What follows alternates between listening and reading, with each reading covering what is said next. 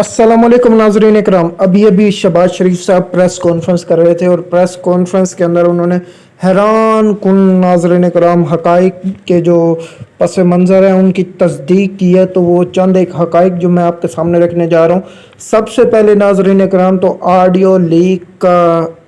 जो किस्सा है इसको सच साबित करार दे दिया गया शहबाज शरीफ साहब की तरफ से, यानी कि इसकी तस्दीक हो चुकी है कि मरियम नवाज़, शहबाज शरीफ, ख्वाजा आसिफ और जितने भी दूसरे अयाज सादिक, राना सनाउल्लाह, जितने भी दूसरे रहनुमा की ऑडियो लीक्स हुई हैं वो सारी सच्ची हैं। यानी कि अब तस्दीक एक बहुत बड़ा खुलासा किया है शहबाज शरीफ साहब ने और तस्दीक कर दी एज ए प्राइम मिनिस्टर, और इसके ऊपर एक कमेटी कायम कर दी गई है जो कि ज़िम्मेदारान को कटहरे तक लाने के लिए काम करेगी। नाज़रीन कराम, इसके बाद प्रेस कॉन्फ्रेंस, ये प्रेस कॉन्फ्रेंस नहीं जलसा हो गया। जिस तरह से इमरान खान साहब अपना जलसा नहीं करते उसी तरह से शहबाज शरीफ साहब प्रेस कॉन्फ्रेंस के अंदर पहले तो आधा घंटे से उन्होंने अपनी तकारीर झाड़ी रखी, जितनी भी यानी कि कोई बात, किसी बात का कोई मतलब था ही नहीं, ऐसे ही उसको लेकर आगे चलते रहे। इसके बाद नाज़रीन इकराम इसने बात की, शहबाज शरीफ साहब ने बात की है कि मैंने जी IMF की जो डायरेक्टर है उनसे मुलाकात करके कहा कि जी सैलाब के बाद जो सूरत हाल है हम आपके कर्ज़े वापस नहीं कर सकते और हम इस चीज़ की अहलियत नहीं रखते कि इतना बड़े सैलाब और इतने बड़े सानिया के बाद आपके कर्ज़े वापस किए जाएँ। तो क्या नाज़रीन कराम, अब शौकत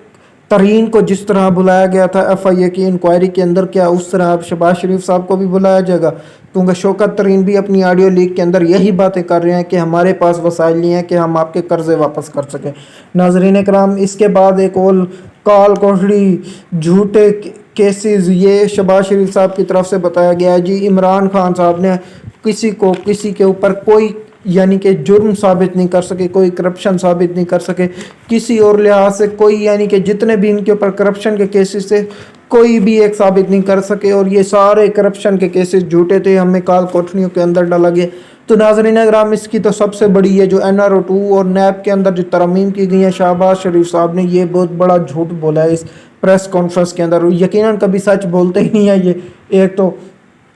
अच्छा जी, ये बंद लिफाफे वाली बात आ गई है जी। अब एक और बात ये जो खुल कर आई थी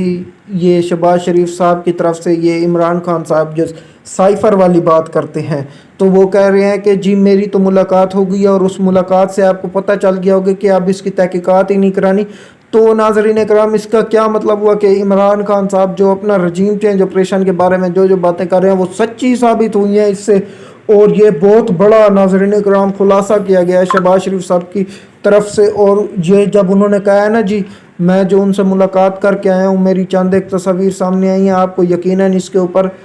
बहुत खुशी होगी और आपने देखा होगा कि हम मिस्टर बाइडन के साथ किस तरह मिल रहे हैं।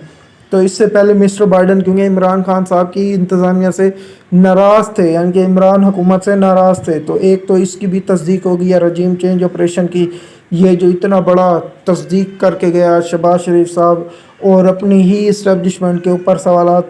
सवालिया निशान खड़े करके जा रहे हैं। इसके बाद नाज़रीन कराम जो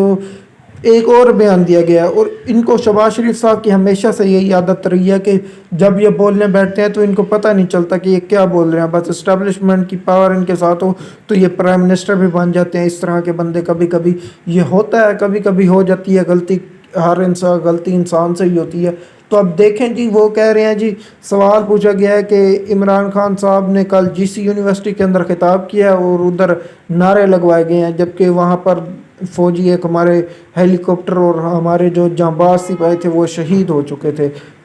बलूचिस्तान वाली साइड के अंदर। तो यहाँ पर इसके ऊपर जवाब दिया गया जी दुनिया में किसको नहीं पता कि फ़ौजी जो शहीद होते हैं तो पता नहीं क्या क्या अजीब अजीब,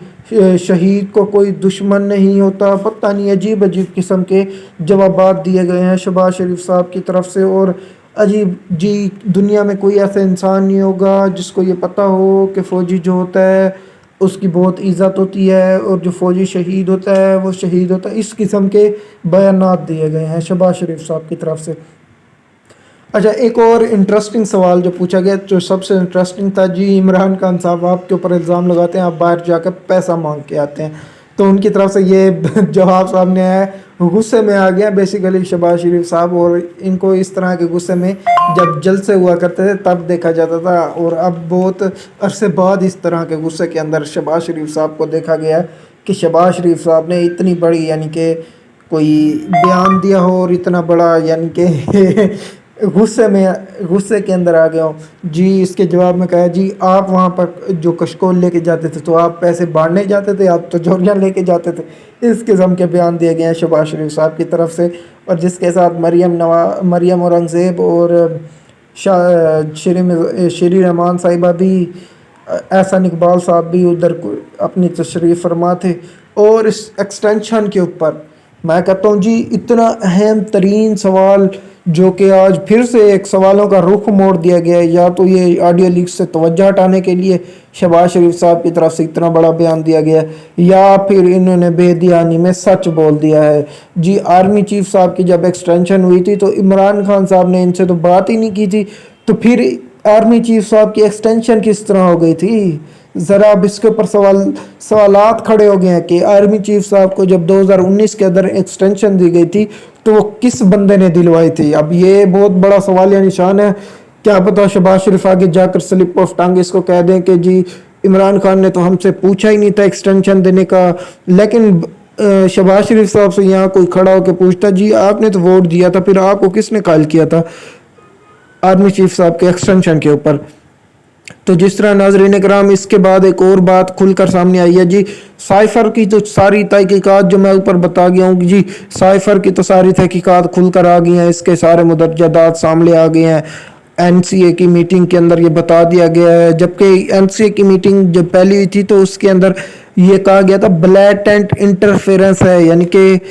بلیٹنٹ قسم کی انٹرفیرنس کی گئی ہے، مداخلت کی گئی ہے پاکستان کے اندرونی معاملات کے اندر۔ تو کیا اس کی ایک اور سائفر کی تصدیق کی جا رہی ہے شہباز شریف صاحب کی طرف سے؟ اور ناظرین کرام ایک اور مزایا تھوڑا سا سامنے آیا سین،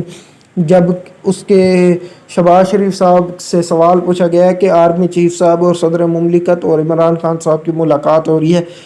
تو ایک تو وہ غصے کے اندر آ گیا، پھر فوراً ہی انہوں نے اپنا لہجہ تبدیل کیا اور یہ